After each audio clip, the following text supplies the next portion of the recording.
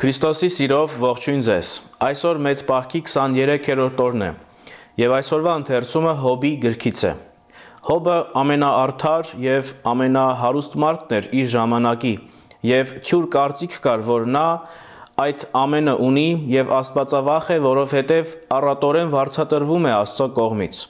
Եվ եկավ ժամանակ, երբ Հոբը կորցրեց իր ունեցվածքը, նույնիսկ կորցրեց իր զավակներին, բայց Աստծո դեմ չչարացավ, թեպետ մարդկային մտածումներ ունեցավ։ Մեր օրերում էլ կան մարդիկ, որոնք անգամ չնչին հաջողության դեպքում այդ հաջողությունն իրենց են վերագրում եւ կարծում են, թե իրենք ամենակարող են։ Այսօրվա ընթերցումը եւս մեկ անգամ վերահաստատում է այն ամենը, որ մենք ստեղծվածներս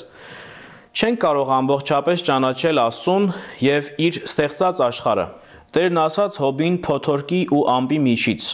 Այդ ով է, որ իր խորհուրդները թաքցնում է ինձնից, խոսքերը հավաքելով իր սրտում, կարծում է, թե ինձնից պահում է դրանք։ Տղամարդու պես պնդացրու մեջքդ, հարցեր եմ տալու քեզ ու պատասխան տուր ինձ։ Որտեղ էիր, երբ ես երկրի հիմքերն էի գցում։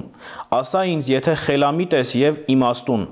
Ով է սահմանել դրա չափը, եթե գիտես, կամ ով է լար գցել դրա վրա։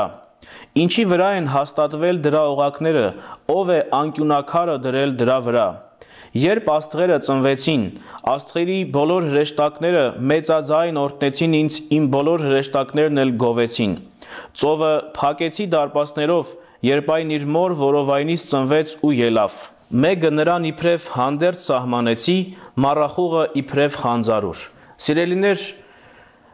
սրանք հարցեր են, որոնց պատասխանը մենք չունենք եւ չենք էլ կարող ունենալ։ Պարզապես հենց այս հարցերի միջոցով մենք պիտի անդրադարձ ունենանք, որ Հոբի օրինակով պիտի կարողանանք ոչ թե նեղությունների եւ դժվարությունների ժամանակ հուսալքվել եւ հուսահատվել, այլ հավատքով ապավինել Տիրոջը։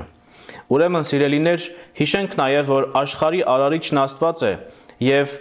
ամենից առաջ, ամեն բանից առաջ ապավինենք նրան, որպեսզի կարողանանք հնազանդ լինել եւ կատարել նրա սուրբ կամքը։ Աստված պահապան ամենքիս։